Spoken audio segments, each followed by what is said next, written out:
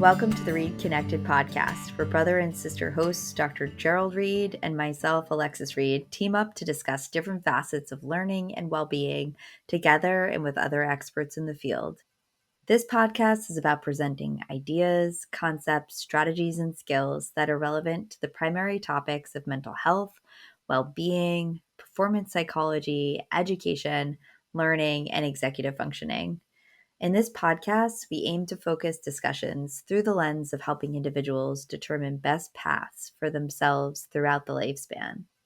In particular, we'll focus on three aspects of an individual's development, which are a secure self, feeling secure within oneself and life, a connected self, feeling connected with others and a larger purpose, and a strong self, feeling capable to efficiently navigate one's life and challenges, all of which come together to become a guide for purposeful work and living. So who are we?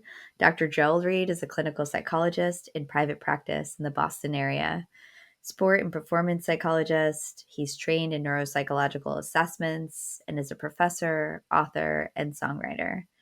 I myself am Alexis Reid, an educational therapist, executive function coach, educator, learning consultant, speaker, author, and have a passion for universal design for learning, executive function, and social emotional learning. Gerald and I have had the privilege of being educated and trained at premier institutions and work alongside incredible mentors and experts in our fields, whom we look forward to introducing you to through this podcast. In our private practices, we've worked diligently and thoughtfully, often collaboratively, to best support our patients and clients, aiming to connect the dots from a more holistic perspective. Additionally, we're both grateful to work with dedicated educators and therapists, as well as those in training, to support them in their professional development journeys. We're committed to inspiring hope through learning here in this podcast as we share similar messages across all that we do. Whether you're working to support others professionally, or a caregiver, learner, or just figuring things out for yourself, there'll be so much for you to explore along with us at ReidConnect-Ed Podcast. However, please be advised that the content of this podcast is not intended to be a replacement for medical care, psychotherapy, or other services you may benefit from.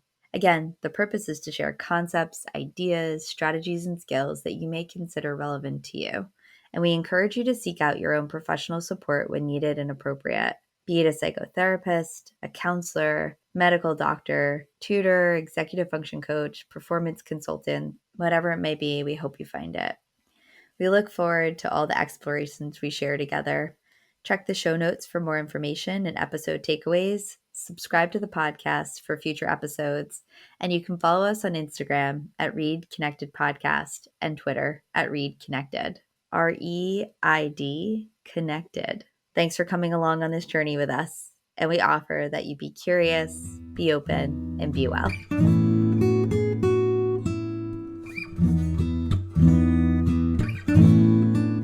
Welcome back, everybody, to the ReidConnect-Ed Podcast. This is Dr. Gerald Reid and my sister Alexis Reid. This is episode 2. In episode 1, Alexis interviewed myself as a psychologist to talk about the process of therapy, why someone may want to engage in therapy, and what that looks like. And today, we're going to turn the tables, and I'm going to interview Alexis, and she's going to tell us a little bit about her work. She's an educational therapist, she's an executive functioning coach, and a learning consultant. So my first question for you today, Alexis, is tell us about what you help people with. Why would someone want to work with you? Great question, Jared. Thanks for having me in this forum to talk a little bit about what this work is all about, because I think a lot of people really do and can benefit from this type of practice and really figuring themselves out as a learner and just somebody who's navigating through the world. So my work is so multifaceted and super nuanced. When I work with different individuals across the lifespan, as you can imagine, it might look different with different people at different times. And essentially, in very simplistic terms, I help people get things done efficiently, right? Whether they're in their classroom or they're at work or they're just trying to figure out how to do things differently in their lives. That's pretty much what it boils down to. So sometimes when I work with younger people, I might use different terminology to make it kind of fun and exciting, but really that's what I do. And we'll dive deeper into the nuances and the specifics of executive functions as a cognitive set of skills. But for now, I really just want us to focus on how I really help individuals increase their awareness about what's helpful and not helpful in different areas of their lives.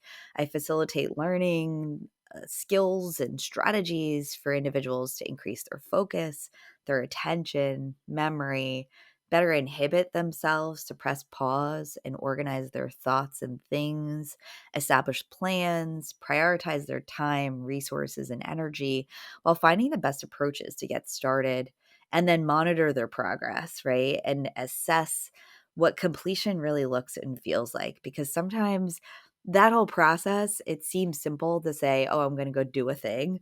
But all of the different component parts often get convoluted and we can go astray, or other things that can come up that can interfere with that process. And really, developmentally, sometimes there are people who just haven't learned or developed these skills yet. I work with some really incredibly intelligent and talented people who have compensated sometimes for a lack of these skills, that they've been able to be successful without really putting in much effort. And then all of a sudden the demands increase, whether they're going to a different grade or a different portion of their life, and they get taxed in different ways, and they need to turn on these executive function skills that allow for them to press pause and assess a situation, to hold on to information and do something with it in a new way, and then be cognitively flexible to say, wait, this isn't working in this way, what else can I be doing? And really, it's kind of humbling at times when somebody comes to me and says, hey, look, this hasn't been working. I know that I'm capable of doing more than I am, and I don't know what to do about it. Can you help me to kind of develop different skills and figure out different approaches and better understand myself as a learner who's navigating through the world?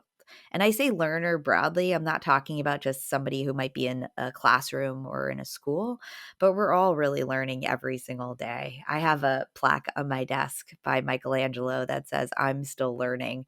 And it just reminds me that there's so much to learn in every interaction, every experience, and every bit of content that we have a lot of access to these days on the internet. That, there's so much to learn and there's so much to do. And being able to help people do that more efficiently, find their passions and follow and approach and reach their goals is really at the crux of what I do. So you help people really achieve their goals and to kind of actualize their potential and make sure that they recognize what gets in the way and how to get around that. That's really wonderful. And I've heard many stories of the great work you do, and it's really super amazing to hear about. Thanks, Cher. Of course. And I just want to make a point here. Are you saying that it's actually not easy to prioritize your time, organize information, have plans in this digital world that we live in, and the world is spinning so fast, and we're inundated with millions and infinite amount of information on a daily basis that's distracting us and pulling us in different Are you saying that's hard to do? Oh my gosh, my brain just got disorganized and overwhelmed by you just saying that, because yes, it's absolutely the truth. And, even individuals who don't have executive function challenges might interact with situations where there's just too much. It's like information overload, or your plates get too full with all the tasks and things you need to do each day, that it's hard to juggle and balance. I think it's hysterical that we are in a day and age that wellness is such a priority, at least from a commercial standpoint. And the goal is to find balance in life. And I don't know if we could ever fully achieve that. We can aim for some kind of balance of information and resources and how we use our time, but that is so incredibly difficult. And I think we need to actually shift the conversation around what we're aiming for, not trying to do it all, but trying to do what we do well and feel good about it along the way. And it's certainly a fluid and dynamic process of reflecting on what works, what doesn't, at what time, in what space, in what context. So I agree with you. There's not a kind of one size fits all defining balance in your life, and it may not ever be achievable exactly the way you hope it could be. Yeah. Great point, Lex. So let me ask you this question then. Tell me some examples of types of executive function challenges someone might face and what that process might look like in terms of assessing that and understanding it better for the individual. Yeah, so even though I'm not a clinical psychologist, I kind of take a similar approach at the beginning to kind of get a little information about the history of each individual I work with, understanding what their experiences have been both in school and in life, because there's so many different factors that can impact this set of cognitive skills. And I briefly mentioned that we're really talking about a set of skills that don't fully come online until you're close to your late 20s and early 30s. A lot of the neuroscience is showing now that there's a delay. And with COVID happening for these past few years, I can only imagine the impact of that on our brains as well, and neural development. So when I talk to an individual for the first time, I really try to gain as much information as possible, because often they'll come to me, whether it's a parent or an adult or a young adult, and they'll say, I or my child is having difficulty with getting things done. They come home from school and they just jump on their phones or on the video games, and they're doing anything else except for doing their work and the things that they need to do.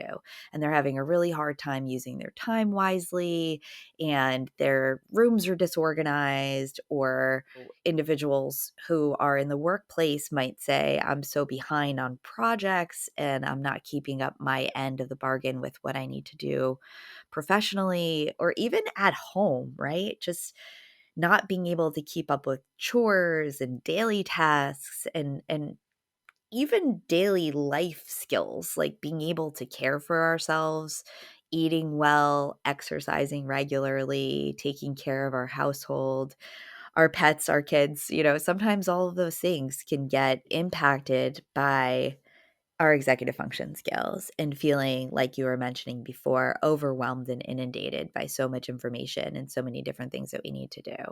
So I like to gather as much information as possible to really understand the whole person and their experience, because any student who is not doing work, I've never met an individual over the course of my almost 20 years of work in education who doesn't want to do well, right? If they are struggling, if they are feeling challenged, if they are not executing tasks in an efficient way, there's usually something else going on. Sometimes, to be quite honest, and that's why I love working with you and other therapists in the field, because sometimes there's an emotional factor that's involved. Sometimes there's a social factor. Sometimes there's a physical factor. I work with a lot of individuals who have had different developmental disorders and situations in their life where in their early years they might have had to have operations and interventions and other things that they had to do to be functioning and developing properly, which has also impacted their executive function skills. We really want to think about all of the different factors that impact our brain and neural development. And a lot of people don't think about how nutrition, how trauma, how the different factors in the environment can impact the way in which your brain is developing. So I really take in all of that information before we get started.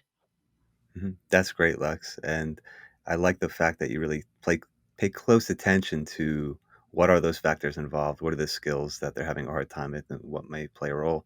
And on the therapy side, like you said, I can try to, as a therapist, try to address those other factors that are more therapeutic in nature. I want to also say that I'm a big motivational guy. I think that motivation is a big thing. And, he had said and people generally want to do well. They don't necessarily want to struggle or not do their work, or it's not that they don't care. I'm going to tweak that a little bit. I'm going to say, in my opinion, I think sometimes people truly may not care about doing certain things, but there's a reason for it, as you alluded to. Maybe they're prioritizing something else over, let's say, their work or something that's a responsibility for them. And maybe it's not that they don't necessarily, it's not that they don't want to do it, but they're prioritizing something over that. And there could be a million reasons why they're prioritizing something over a responsibility or their work.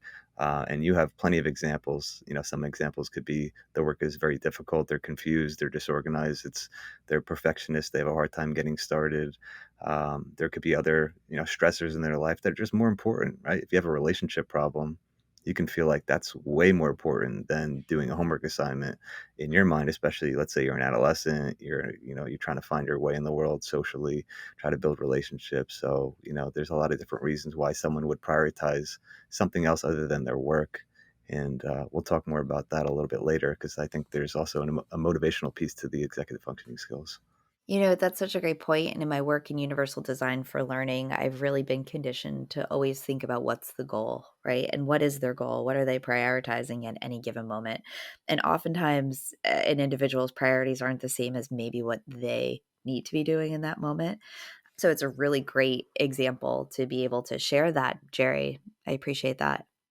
And they may not even realize that there are priorities that are competing for each other, and that's sacrifices sometimes have to be made, and maybe that's not a conscious process that you have to help them become aware of how they're prioritizing things differently. Folding clothes and doing dishes is not always a preferred task for most people, but it is often a priority, but it might not feel that way in any given moment. And so you alluded to earlier, from what you had said, is you try to make things more motivating, more meaningful, so that they do prioritize things that they should be doing or would benefit from doing. Yeah, and at the core of my work, it's really about relationships and building a relationship with the individuals I work with and the people in their lives too, sometimes thinking about families and family systems and how all of it plays with each other, all of it works together. Let me ask you this though. I feel like sometimes in life, the systems around us may not be working for us, and that really makes it harder to utilize executive skills. So I'm thinking of an example. Let's say a child who, or anybody really, who can't find certain items in their house, or things are moving very fast in their family, and there's not a place for where everything should be. So it's hard to find things, and people get frustrated with each other because everything's rushed, or they can't find things. So give me an example of that maybe where, the environment itself could be making it harder to utilize executive functioning skills. And sometimes you got to change the environment rather than change the person. Jared, that's a really great point because the environment plays such an important role in all of this, whether you're learning or just trying to get through your days. There's something really grounding about having predictability to know where things are and what you need to be able to navigate through your day. When you think about prioritizing and managing time, if you're spending most of your time just searching for something that you need to get out the door or to finish a task, that's going to be very difficult to do unless there's some order. I like to say, another one of my Alexisisms is that everything should have a space and place. And if we can establish some kind of system for where we go to find different things that we need, it actually becomes a little bit more grounding for us as we're navigating through our days. And thinking about the stress and anxiety side of things, it sometimes releases some of that pressure and oftentimes that cognitive load of trying to like think in your mind, okay, where was this? Where was I last when I had this? Everybody can think about a time where you might have lost something, whether it's your phone or your keys or your wallet, and you have to retrace your steps. Imagine doing that every single day, how stressful that is and how stressful that would feel like. And that's the reality for a lot of people, especially, those who have executive function challenges, which is most closely related with ADHD. But as you mentioned before, this can pop up for anybody in their lives, depending on, the level of stress or urgency of different things that are coming up for them. So the environment plays such an important role. And I often say that things don't need to be set up perfectly. I know we're in this phase of having everything organized in a certain way and how many organization TV shows and social media posts you see. And that's wonderful and beautiful. But in reality, it's really hard to maintain, especially for individuals who struggle with organization. So I really try to keep things simple in my work and say, let's find a strategy, a tool, a skill that works for you. And let's practice that well and keep that going. A lot of times I have people come to me and they say, we've worked with executive function coaches before. They gave us a great planner. It was beautiful, but we never used it. Or my child never used it. And I'm like, that's great. Tools are wonderful. But there needs to be, like you said, this motivational factor, this connection to the work and understanding the why and the how to be able to implement it consistently. I say tools are great, but they're only as good as how we use them. Well, I like what you're saying because, like, take an adolescent as an example. Adolescents are rebellious by nature, right? They're trying to assert their independence. They want to prove that they can do things on their own.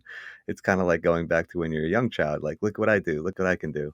And so, engaging people in the process of developing their systems, like you said, is essential for anybody, so that number one, it fits them, it fits their way of thinking, it fits what they care about, it fits what works for them.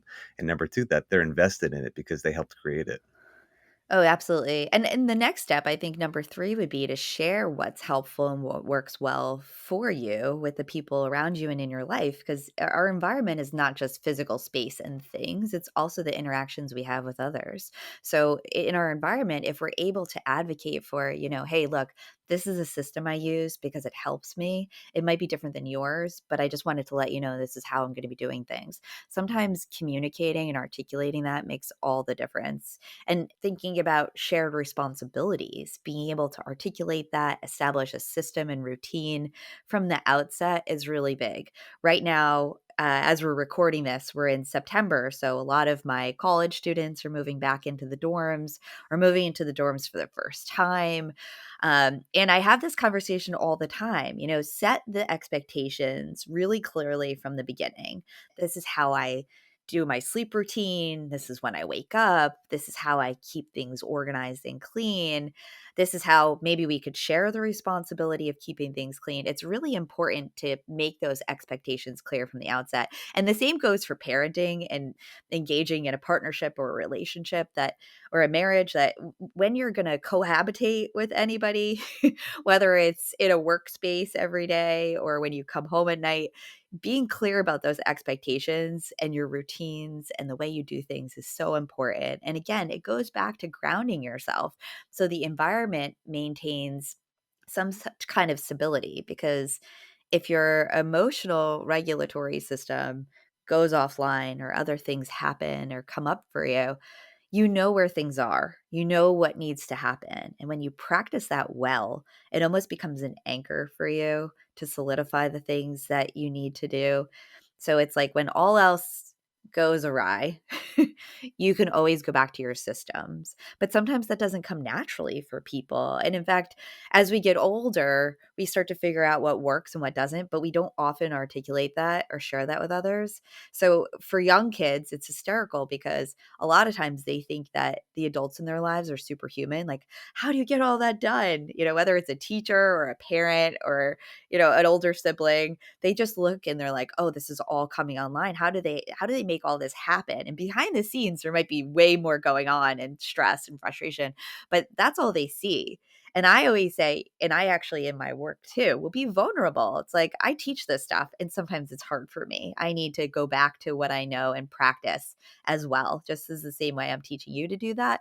But, remembering too as adults that some younger people or those who struggle with executive function challenges, they might need more explicit scaffolds and supports. And that's what I'm here to help people understand and to do.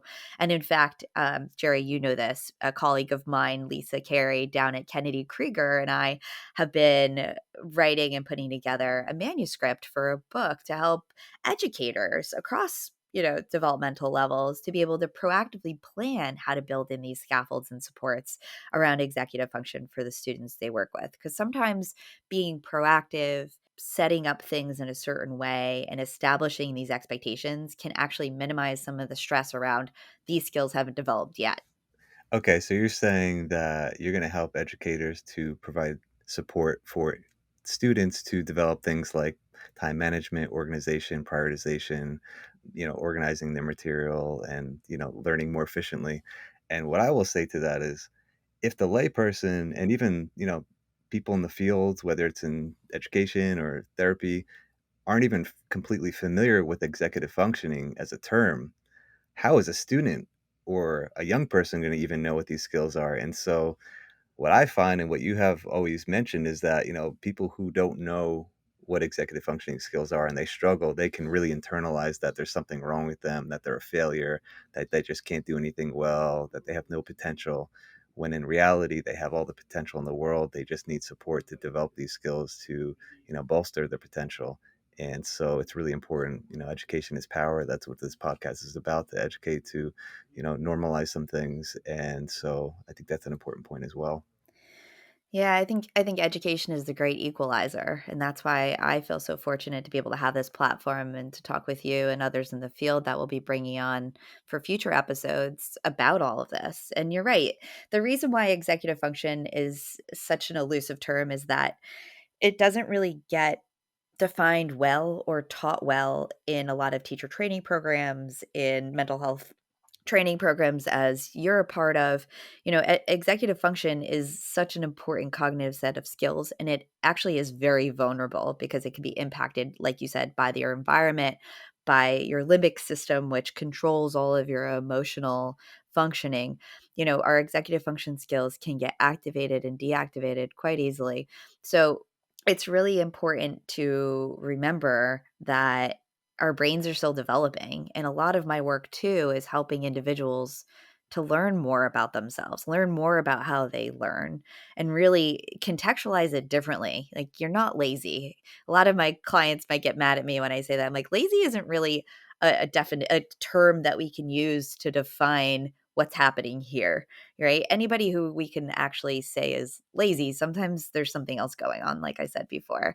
It's not laziness. Laziness is sometimes a choice because you're deciding not to do something that feels challenging or not preferred in a moment, right? And that makes sense. If there's something that's really difficult or something that you don't want to do, you might choose not to. Doesn't mean you're lazy. It just means you're making a choice. And that avoidance gets reinforced pretty easily, especially with social media and technology, where it's like, I'm going to avoid something. You're going to get pretty heavily reinforced for avoiding something. So that's a whole cycle. And some would even call it an addictive cycle in some ways. Most definitely. There's that revenge procrastination that many of my clients talk about too, where they're like, I worked so hard all day today and I deserve to have a break. So I stayed up till 3 a.m. watching YouTube videos or scrolling on social media. I'm like, well, did that really serve you well? Is that really what you needed in that moment? Or could there have been a different choice? And that's a lot of the conversation we have. Like, how do we value ourselves differently to make choices that are going to serve us well and reinforce these skills that we're developing? And you slow down that process because that person saying, hey, I work so hard, I need time to myself at 3 a.m. That message and that feeling is actually pretty valid. Mhm. Sure, Mhm. you need time to yourself, you need self-care. So you slow things down, so you're not someone saying, "Hey, like, that's bad, stop, you need to go to bed earlier." You're actually saying, "Hey, I get that, that makes sense. What's a better alternative?" Try to be more flexible in how you execute that feeling and that desire for something that you need. Don't you wish everybody in the world approached situations in that way instead of being like, "No, don't do that." It's like, "Wait, why did you choose to do that? What do you think what was the function of it? And what maybe would you wanna do differently next time, or if you even would want to?"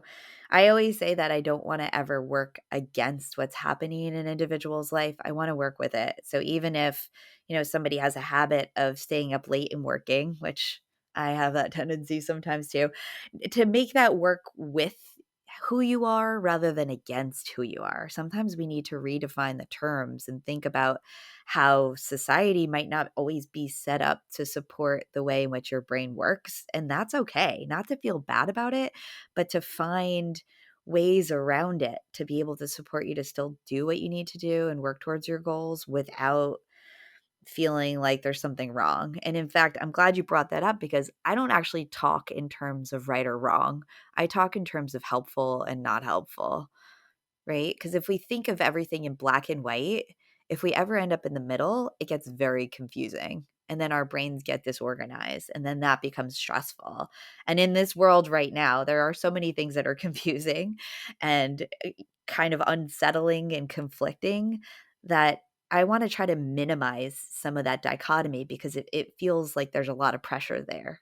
And I don't want to ever have people I work with, especially, feel like there's a pressure to do things in one way and that's the only way. Right. Part of the work is about seeing that there's multiple approaches, there's different options to be able to attain a goal or work towards that goal. And helpful not only in the short term, but also in the long term and across different contexts. So Yeah. clarifying what helpful and not helpful means is part of your work as well. That's great. Most definitely, and like you said, it's I'm in it for the long term. I'm not in it just to put a Band-Aid on something to get an assignment turned in or to finish a project or a dissertation or whatever it might be. What I do in my work is really about building sustainable systems and approaches that allow for individuals to work across contexts at different points of their life. And I'm going to bring this back to therapy because executive functioning skills, let's take the skill of organization and inhibiting and being flexible and prioritizing. All these skills are very relevant actually to helping people with therapy. And I like when you teach these skills with the patients I have that you work with as well, side by side, because let's take problem solving. Problem solving is a huge part of therapy.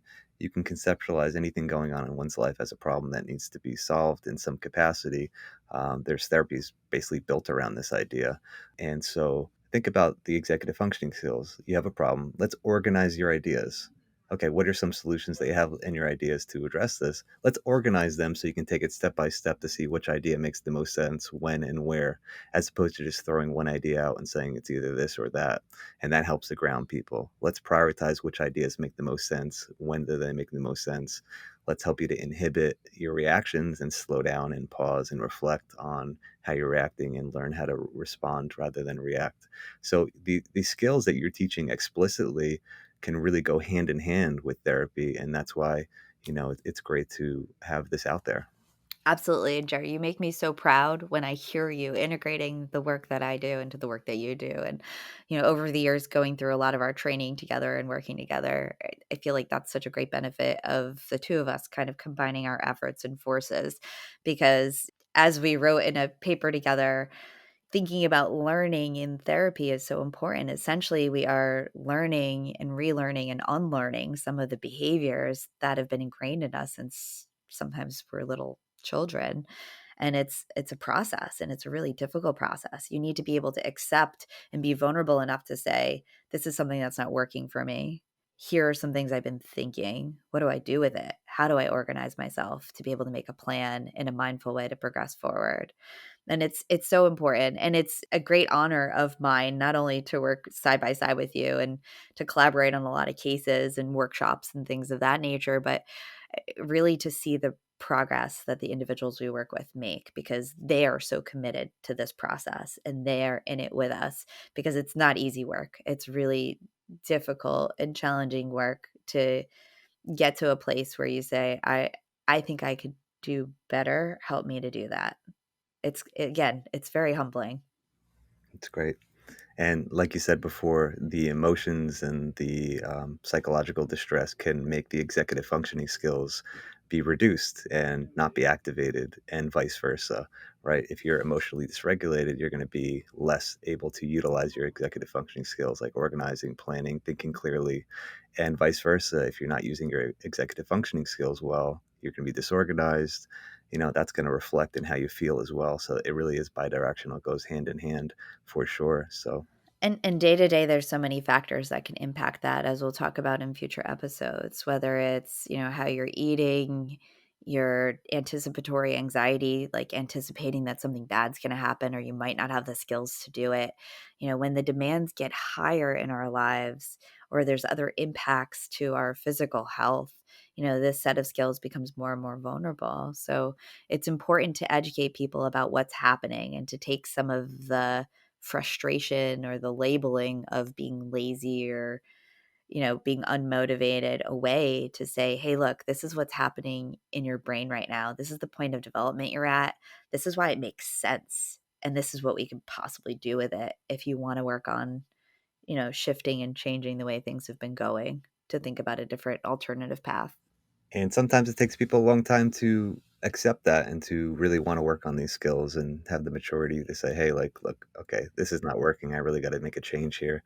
And that's a process. It takes time for people to get to that point. And so, Yeah, I wanted to share too that a lot of people that end up coming to me might feel, like you said before, like a failure, or like there's something wrong with them, or they're broken.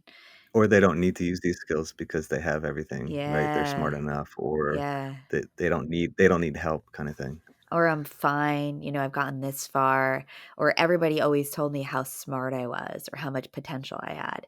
And in fact, some of that terminology is sometimes what I find one of the greatest barriers to people doing this work, is because they kind of ride on these natural skills and intellects that they have. A lot of times individuals will kind of go back and just think like it's enough for me to do what I've been doing. I've been successful enough and that's okay.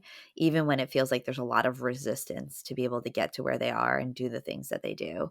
And a lot of times individuals come to me and say, when I was younger, my family and friends always would say how smart I am or how talented I am. And that's a lot to live up to, right? Especially when the demands get higher and all of a sudden you're not able to easily glide through challenges as well as you had before. And that becomes actually a huge impediment. And I see that come up where it actually stifles their ability to ask for help, to be able to seek assistance or think of different options of or ways of doing things. And a lot of my work, right, which kind of butts up against the work you do is where I pull in, hey, have you been talking about this stuff in therapy? Because I can tell that there's a pattern in the narrative that you're thinking about this, that there's something wrong with you for even asking for help, or that you can't get past a certain point because it's been so easy in the past. And now what do you do?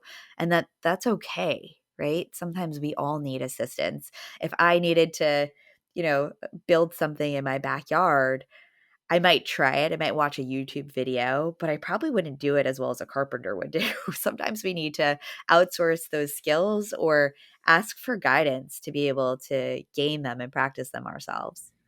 And, when you're providing these skills and helping the individual to develop more structure, to have more executive functioning skills, organization, planning, stuff like that, it's not to impose too much structure into a person's life. And because I think sometimes people don't like that. People want their freedom, they want their autonomy, they want their creative openness. They don't want so much structure. And that's an important nuance that is important to talk about. Hey, we're not trying to, make your life so rigid and so structured and controlled.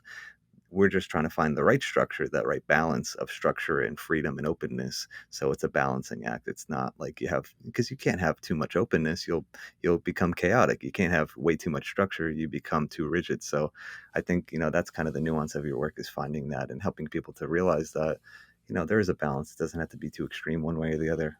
Yeah, and the balance is never going to be equal. The balance is going to be, give and take, up and down, and that's okay.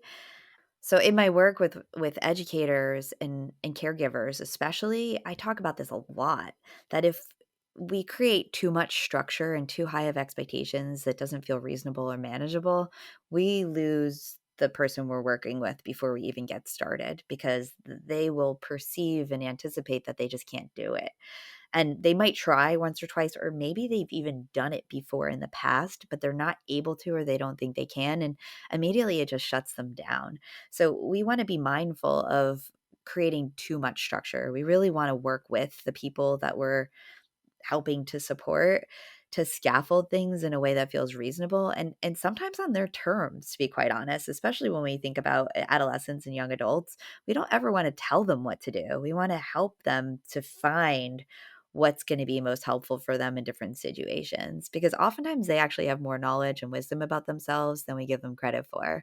And having those open conversations and being curious often unlocks so much to be able to figure out what the path is and what the goal is and how to get there. And going back to your original question about the process of doing work with somebody like me is, you get the information, you establish a goal together, and yeah, I have a gajillion strategies, skills, and tools that I can share with the people I work with, but not everyone is going to work for every person. And my job is really to facilitate this process of helping individuals figure out what works best for them.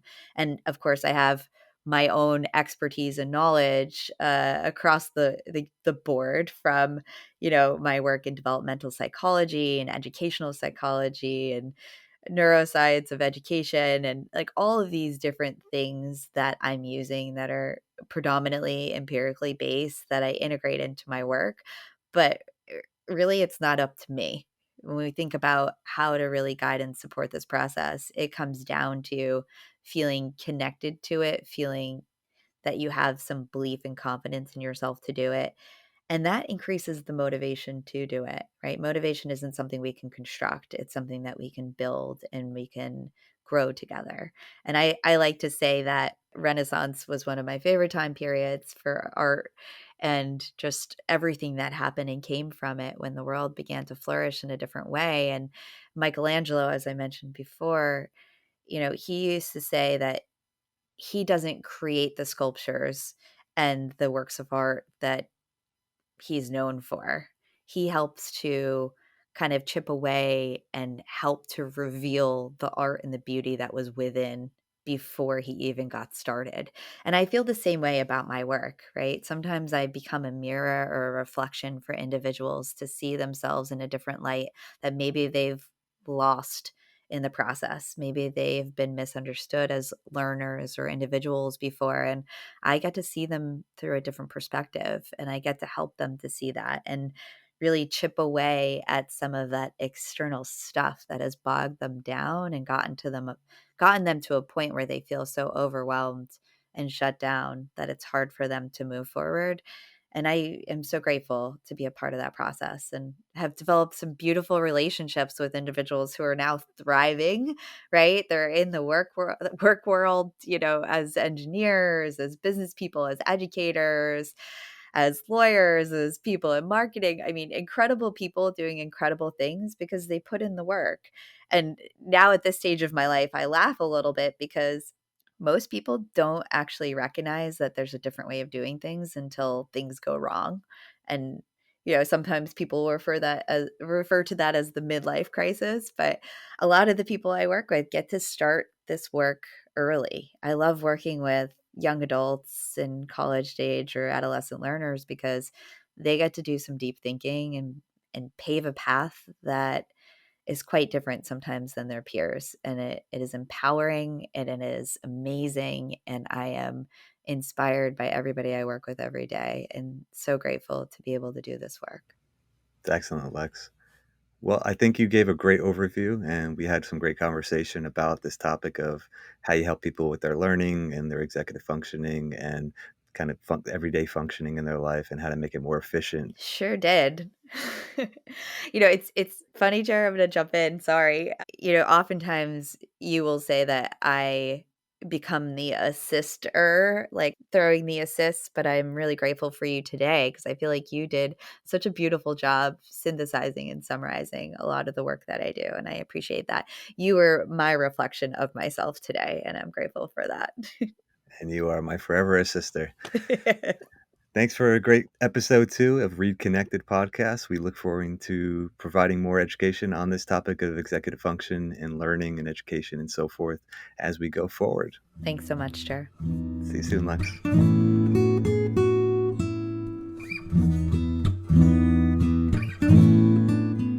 Thanks for tuning in to the ReidConnect-Ed Podcast. Please remember that this is a podcast intended to educate and share ideas and is not a substitute for professional care that may be beneficial to you at different points of your life.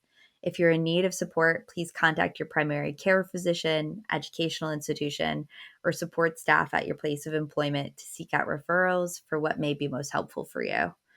Ideas shared here have been shaped by many years of training, incredible mentors, research, evidence-based practices, and our work with individuals over the years, but is not intended to represent the opinions of those we work with or are affiliated with. The ReidConnect-Ed Podcast is hosted by Alexis Reid and Dr. Gerald Reid, is produced by Lauren Baiza. Our communications and marketing coordinator is Colin Feheley, and original music is written and recorded by Gerald Reid.